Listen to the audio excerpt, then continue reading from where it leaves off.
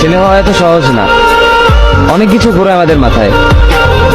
সব তো তোমার বইলা বোঝানো যাবে না, তারপরও কিছু বলি শোনো। আমরা ছেলেরা বউর সামনে মার সাথে ভালো করে কথা বললে মারা চলে থাকা সন্তান, আবার মার সামনে বউর সাথে ভালো করে কথা বললে বউর গোলাম। নিজের ছেলে মেয়েদের যদি মারি আমাদের দয়া মায়া নাই, আর ওই ছেলে মেয়েদের যদি কিছু না বলি আশকারা দিতেছি। নিজের বউরে দিয়া যদি জব করাই সেই ক্ষেত্রে আমি বউর কামাই খাই, আর যদি বউরে দিয়া জব না করাই আমি সন্দেহ করি। সারাদিন ঘরের বাইরে থাকলে আমরা বাদেন না, আর যদি ঘরের ভিতরে থাকি তাহলে বেকার, কাজ কাম নাই।